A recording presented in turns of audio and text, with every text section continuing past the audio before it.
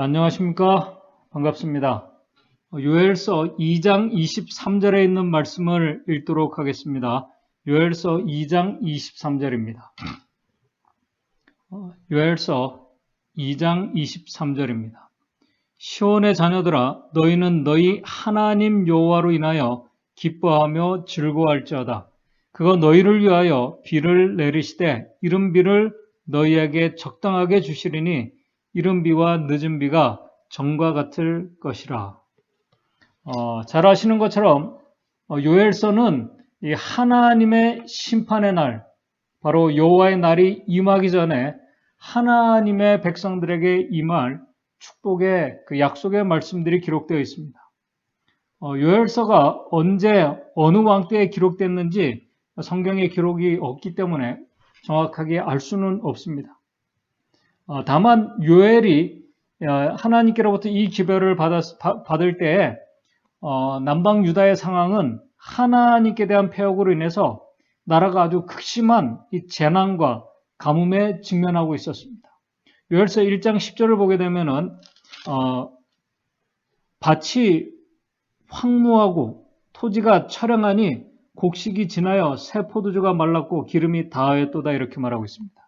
그 다음에 1장 17절에는 씨가 흙덩이 아래에서 썩어졌고 창고가 비었고 곡간이 무너졌으니 이는 곡식이 시들었음이니라. 18절에는 생축이 탄식하고 솥대가 민망해하니 참 아주 백성들이 얼마나 고통스럽고 힘든 상황인지를 우리가 짐작할 수 있는 말씀들입니다. 바로 그때 하나님께서 이 약속의 이 소망의 기별을 요엘 선지자를 통해서 주셨습니다. 당장 먹을 것도 없는 요엘은 지금 고통 중에 있는 백성들이 지금 그들이 이렇게 고통 가운데 있는 그 이유를 말씀하면서 하나님께서 이 기별을 하나님의 백성들에게 주신 이유를 말씀하면서 요엘서 2장 13절 14절에 이렇게 호소합니다. 너희는 옷을 찢지 말고 마음을 찢고 너희 하나님 여호와께로 돌아올지어다. 그는 은혜로우시며 자비로우시며 노하기를 더디하시며 인애가 크시사 뜻을 돌이켜 재앙을 내리지 아니하시리니 14절 주께서 혹시 마음과 뜻을 돌이키시고 그 뒤에 복을 주실 것이라고 이렇게 말씀을 합니다. 마음을 찢고 옷을 찢지 않고 마음을 찢고 하나님께로 돌아오는 자들에게는 고통 중에서 구원이 이루어질 것을 약속을 하고 있습니다. 이 말은 다시 말해서 회복에 대한 약속입니다. 그래서 요엘 2장 32절에 이렇게 말씀합니다. 누구든지 여호와의 이름을 부르는 자는 구원을 얻으리니 이는 나 여호와의 말대로 시온산과 예루살렘에서 피할 자가 있을 것이며 남은 자 중에 나 여호와의 부름을 받을 자가 있을 것임이니라 라고 이렇게 말씀하고 있습니다. 황폐된 그 땅이 회복될 수 있도록 하나님께서 약속을 주셨는데 그 땅이 황폐된 땅이 어떻게 회복되는가 하면은 하나님께서 이른 비와 늦은 비를 주심으로 회복될 것을 약속하고 있습니다. 이 지금 회복의 약속은 실제적인 땅뿐만 아니라 황폐되고 메말라가는 하나님의 백성들의 마음에 이른 비와 늦은 비가 되시는 성령께서 임하실 때 어떠한 일들이 일어나게 될지를 지금 약속하고 있는 말씀입니다. 바로 이 회복이 일어나기 위해서 먼저 하나님의 백성들 안에서는 자신들의 그 잘못과 죄가 무엇인지를 분명히 알아야 하고 그것으로 인해서 그들이 정말 통회하는 마음으로 마음을 찢는 일이 있어야 할 것이었습니다. 이 일은 자신의 상태를 깨닫지 못하고서는 결코 일어날 수 없는 일이었습니다. 그런데 안타깝게도 하나님께서 요엘을 통해서 성령의 그 이른 비와 늦은 비를 주시겠다는 이 약속이 문자적으로는 유다 백성들에게 성취되지 못했습니다. 그들에게 성취되지 않았습니다.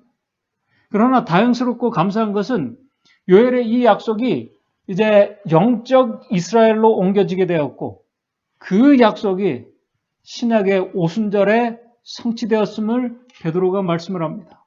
잘 아시는 것처럼 사도행전 2장은 이 오순절에 제자들이 하나님의 신, 그 이른비 성령이 임하게 되고 그들이 방언을 말하면서 이제 그 방언을 말할 때 사람들이 놀라면서 얘기합니다. 충격과 논란 가운데 지금 이 일들이 일어난 것을 보니까 이 제자들이 술에 취했다고 제자들에게 그렇게 말합니다. 그때 베드로가 지금 이 역사는 오래전 하나님께서 요엘 선지자에게 주신 약속이 바로 오늘에야 성취된 것임을 베드로가 말씀을 합니다. 사도행전 2장 16절에서 18절입니다. 사도행전 2장 16절에서 18절 이는 곧 선지자 요엘로 말씀하신 것이니 지금 일어나고 있는 이 오순절에 일어나고 있는 이 성령의 역사는 곧 선지자 요엘로 말씀하신 것이니 일러스되 17절 하나님이 가라사대 말세 내가 내 영으로 모든 육체에 부어주리니 너희 자녀들은 예언할 것이요 너희 젊은이들은 환상을 보고 너희의 늙은이들은 꿈을 꾸리라. 18절 그때 내가 내 영으로 내 남종과 여종들에게 부어주리니 저희가 예언할 것이요. 지금 그 일이 일어났음을 베드로가 말씀하고 있는 것입니다. 우리 각시대의 대장투 9쪽에도 이렇게 말씀하고 있습니다. 하나님의 큰 날의 사건과 직접 관련하여 주님께서는 요엘 선지자를 통하여 성령께서 특별히 나타나실 것을 약속하셨다. 이 요엘의 예언은 오순절 날에 성령, 다시 말해서 이른비를 부어주심으로써 부분적으로 성취되었다라고 이렇게 말합니다. 그러나 그것은 이 복음 사업이 마쳐지게 될 때 하나님의 은혜가 이것은 이제 늦은비 성령의 역사를 말합니다. 은혜가 나타남으로 완전한 성취를 보게 될 것이다 라고 각시대 대정투에 말하고 있습니다. 오늘 우리가 살고 있는 시대는 요엘의 시대와 같은 혼란과 혼돈과 재난과 두려움의 시대입니다. 바로 그때 우리에게 임하게 될 마지막 늦은비 성령의 약속을 우리에게 주셨습니다. 그 늦은비 성령의 약속을 기다리고 있는 하나님의 백성들인 저와 여러분들에게 주신 이 기별을 오늘 이 교훈을 요엘서를 중심으로 간략하게 살펴보면서 우리에게 주시는 교훈을 좀 생각해 보고자 합니다.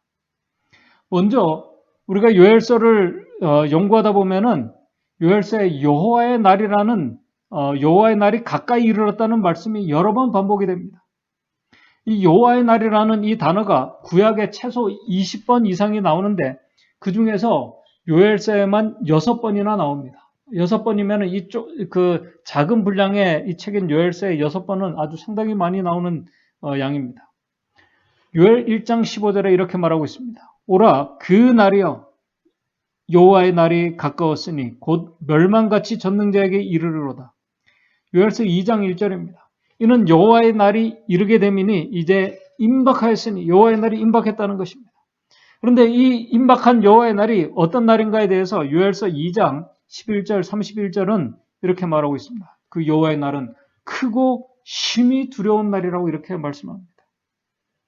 왜 여호와의 날이 심히 크고 두려운 날일까? 먼저 우리가 성경에서 여호와의 날이 어떤 때에 사용되는지를 우리가 살펴보면은 그 여호와의 날이 사람들에게 어떤 날로 다가오게 될지를 알 수 있습니다. 성경은 여호와의 날이 교만하고 악을 고집하는 자들에게는 심판의 날, 멸망의 날, 은혜의 시간이 맞춰지는 날이 다시 말해서 운명의 날이 될 것을 말씀합니다. 이사야 2장 12절에 이렇게 말씀합니다. 대저 만군의 여호와의 한 날이 모든 교만한 자와 거만한 자와 자고한 자에게 임하여 그들로 낮아지게 하고 그러나 이와 반면에 마음을 찢고 진심으로 하나님께 돌아오는 자들은 성령의 단비를 경험한 자들에게는 그날이 구원의 날과 축복의 날과 회복의 날이 될 것을 말씀합니다. 결국 궁극적으로 그 여호와의 날이 언제일까? 그것은 여러분들이 잘 아시는 것처럼 예수 그리스도께서 재림하시는 날이 될 것입니다. 그래서 고린도전서 5장 5절에 이렇게 바울이 말합니다. 이런 자를 사단에게 내어주셨으니 이는 육신은 멸하고 그 여호와의 날에 육신은 멸하고 영은 주 예수의 날에 구원을 얻게 하려 합니다. 베드로는 베드로후서 3장 10절에서 13절에 이렇게 말씀합니다. 그러나 주의 날이 도적같이 오리니 자고하고 교만하고 그 다음에 악을 고집하는 자들에게는 도적같이 임한다는 것입니다. 그 날에는 하늘이 큰 소리로 떠나가고 체질이 뜨거운 불에 풀어지고 땅과 그 중에 있는 모든 일이 드러나리로다. 11절 이 모든 것이 이렇게 풀어지리니 너희가 어떠한 사람이 되어야 마땅하뇨? 거룩한 행실과 경건함으로 12절에 하나님의 날이 임하기를 바라고 간절히 사모하라. 그 날에 하늘이 불에 타서 풀어지고 체질이 뜨거운 불에 녹아지려니와 우리는 그의 약속대로 의에 거하는 바 새 하늘과 새 땅을 바라보는도다. 여기 여호와의 날, 그날, 하나님의 날, 주의 날 이것이 반복되고 있습니다. 요엘의 이 여호와의 날은 이 십자가 앞에서 정말 자신의 죄를 깊이 자신이 깨닫고 자각하고 자신이 어떠한 자인지를 깨닫고 정말 괴로워하며 마음을 찢고 회개하며 하나님께로 돌아오는 자들에게는 여호와의 날이 이르기 전에 먼저 우리의 마음속에서 회복이 일어날 것을 또한 약속해 주고 있습니다. 눈에 보이는 실제적인 회복에 앞서 하나님께서는 황폐되고 메말랐던 하나님의 백성들의 마음에도 회복이 일어날 것을 약속합니다.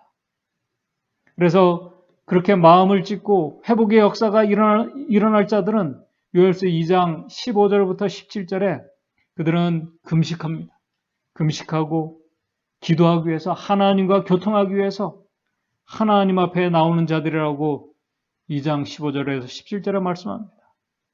특별히 그런 자들을 위해서 제사장은 요엘 2장 17절에 이렇게 말씀합니다. 낭실과 제단 사이에서 이 제사장들은 울며 이르기를 여호와여 주의 백성을 긍휼히 여기소서. 그렇게 마음을 찢고 금식하며 하나님께로 돌아오는 자들을 위해서 낭실과 제단 사이에서 제사장은, 다시 말해서 낭실과 제단이라는 것은 성전 현관, 지금으로 말하면 그 어떤 이 집의 폴치 같은 데를 말합니다. 성전 현관에서 이 제단 사이에서 제사장이 울며 하나님 앞에 금식하며 마음을 찢고 하나님께 돌아오는 백성들을 하나님 긍휼히 여겨 주십시오. 그들을 위해서 중보기도 합니다. 이 모습은 바로 오늘 우리를 위해서 정말 마음을 찢고 회개하며 하나님께로 돌아오는 하나님의 백성들을 위해서 중보하고 계신 우리 대제사장이신 예수님의 그 마음을, 하나님 앞에 긍휼히 여기심을 구하는 그분의 마음을 상징적으로 보여주고 있는 말씀입니다. 참 은혜의 약속입니다. 하나님 백성들 안에서 그런 경건의 일들이 일어날 때 요엘서 2장 18절 19절에 이런 약속이 주어지게 됩니다. 그때 그렇게 마음을 찢고 금식하며 기도하고 제사장들은 백성들을 위해서 하나님 앞에 긍휼의 여김을 구하고 할 때 그때 여호와께서 자기 땅을 위하여 중심이 뜨거우시며 그 백성을 긍휼히 여기실 것이며 19절에 여호와께서 그들에게 응답하여 이르시기를 내가 너희에게 곡식과 새 포도주와 기름을 주리니 1장에는 그들에게 곡식과 새 포도주가 기름이 다 말라서 없는 상태였습니다. 그러나 이제는 2장에는 그렇게 긍휼히 여기는 하나님께서 그 마음을 찢는 그분의 백성들을 긍휼히 여기셔서 너희에게 곡식과 새 포도주와 기름을 주리니 너희가 이로 인하여 흡족하리라. 회복에 대한 약속을 주셨습니다. 내가 다시는 너희로 열국 중에서 욕을 당하지 않게 할 것이며, 그래서 요엘서 2장 21절에 이렇게 말합니다. 땅이여 두려워 말고 기뻐하며 즐거워할지어다 여호와께서 큰 일을 행하셨음이로다. 여기서 지금 땅은 하나님의 백성들의 마음의 상태를 지금 말씀하고 있는 것입니다. 두려워하지 말라는 것입니다. 기뻐하고 즐거워할지어다 여호와께서 큰 일을 행하셨음이니로다. 어떤 일들이 이제 땅에서 일어납니까? 메마르고 황폐된 그 땅에서 22절에 들의 풀이 싹이 나며 나무가 열매를 맺으며 무화과 나무와 포도나무가 다 힘을 내는 날이 이르게 될 것을 하나님께서 약속해 주셨습니다. 어떻게 황폐되고 망가진 그 땅에서 그 마음밭에 그런 일들이 일어나게 될 수 있을까? 바로 그 일이 어떻게 일어나는지를 설명해 주는 그 말씀이 오늘 우리가 읽은 요엘서 2장 23절에 오늘 본문의 말씀입니다. 그래서 하나님 백성들에게 이렇게 말씀합니다. 요엘서 2장 23절 시온의 자녀들아 너희는 너희 하나님 여호와로 인하여 기뻐하고 즐거워할지어다. 하나님의 백성들이여 너희 하나님 여호와로 인하여 기뻐하고 즐거워할지어다 라고 이렇게 말씀합니다. 왜요? 가물고 재난으로 고통받는 그 황폐한 메말랐던 우리의 심령에 이제 그 땅에 23절에 그가 너희를 위하여 비를 내리시되 이른 비를 너희에게 적당하게 주시리니 이른 비와 늦은 비가 전과 같을 것이라. 24절 그때 마당에는 밀이 가득하고 독에는 새 포도주와 기름이 넘치리로다. 이른 비 성령과 늦은 비 성령을 통한 회복된 땅의 모습을 우리에게 보여주고 있습니다. 오늘 이 말씀을 보고 계신 우리 성도님들은 이른 비와 늦은 비의 역할에 대해서 잘 아십니다. 이른 비는 잘 아시는 것처럼 파종기에 내리는 비입니다. 뿌려진 씨가 발아에서 싹이 나오고 성장하게 하는 비입니다. 그리고 늦은 비는 그렇게 잘 자란 이 곡식이 이제 알맞게 잘 여물어서 수확할 수 있도록 준비케 하는 비입니다. 그렇다면 오늘 우리 안에 뿌려진 이 복음의 씨가 싹이 트고 잘 자라서 열매를 맺게 하는 이 과정, 이 영적인 성장의 과정, 회복의 과정은 어떤 변화를 지금 말씀하고 있는 것일까요? 그리고 이 과정에서 우리가 인정해야 할 분명한 사실은 오늘 우리의 마음 바친 우리의 영적인 성장을 위해서 우리가 할 수 있는 것은 없다는 사실입니다. 결국 성령의 역사와 이 모든 과정이 하나님의 은혜라는 사실입니다. 우리 목사 복음 교육자에게 보내는 권면 506쪽에 이렇게 말하고 있습니다. 성령께서도 한 단계에서 다른 단계로 영적 성장의 과정을 전진시키기 위해서 주어진다. 늦은 비 그 성령의 이 단비가 내려질 때 이 일들이 이루어진다고 말하고 있습니다. 곡식이 익는 것은 영혼 속에서 하나님의 곡식이 익어가는 것은 영혼 속에서 하나님의 은혜의 역사가 완성됨을 대표한다라고 이렇게 말하고 있습니다. 오늘 이 말씀을 한마디로 요약한 것이 바로 믿음으로 말미암는 의입니다. 그것을 우리는 칭의와 성화라고 얘기합니다. 그러나 오늘 이 말씀, 이 이른 비와 늦은 비 성령의 이 역사는 그리고 성령의 역사로 생명이 싹이 나고 자라고 그 다음에 그 좋은 열매로 이렇게 익어가는 이 과정, 이 모든 것이 어떤 이 믿음을 말미암는 의의 이 칭의와 성화는 교리나 신학이 아니라 성령께서 우리 안에 정말 임재하실 때 실제적으로 변화와 능력이 일어난다는 사실입니다. 변화와 능력의 경험을 말씀하고 있는 것입니다. 우리 증언의 말씀이 그것을 말씀하고 있습니다. 하나님 백성들 안에서 일어나는 실제적이고 체험적인 신앙의 경험을 말씀하고 있는 것입니다. 이 변화가 바로 회복의 변화입니다. 지금 요엘서 2장 23절이 그것을 우리에게 말씀하고 있습니다. 좀 더 구체적으로 말합니다. 시온의 자녀들아 너희는 너희 하나님 여호와로 인하여 기뻐하며 즐거워할지어다. 왜? 메마른 우리의 심령을 회복하기 위해서 그가 너희를 위하여 비를 내리시되, 여기서 이른 비는 히브리 단어로 모레라는 이 단어는 문자적인 의미가 뭐냐면은 말 그대로 비, 그 다음에 교사, 선생님이라는 뜻입니다.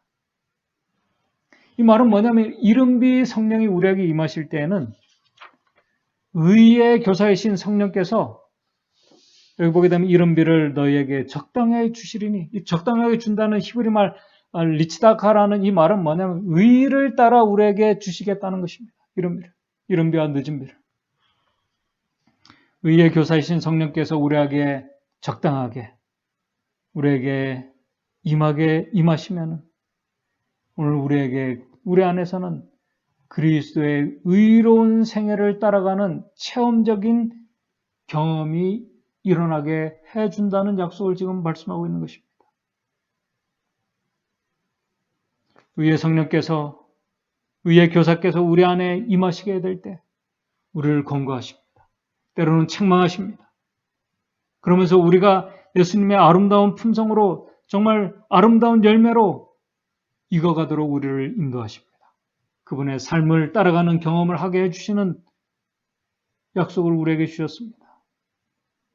바로 그 변화가 우리 안에 일어날 때 오늘 우리의 생각이 달라지고 우리의 감정이 달라지고 사상과 습관과 이런 모든 것이 바뀌는 개혁이 일어나게 되는 것입니다. 이것은 실제적인 우리의 경험입니다. 어떤 신학과 학문적인 교리가 아니라 이런 영적인 개혁은 우리의 노력으로 되는 것이 아니라는 것입니다. 마음을 찢고 하나님의 은혜를 의지하며 하나님께 돌아오는 자들에게 일어나는 은혜의 역사라고 우리 청원의 말씀에 분명히 우리에게 말씀하고 있습니다. 그렇다면 바로 이 은혜의 성령께서 하나님의 백성들 안에서 일어나야 하는데 오늘 우리 안에서 일어나지 않고 있다면 그 이유가 무엇일까요? 그 이유는 간단합니다.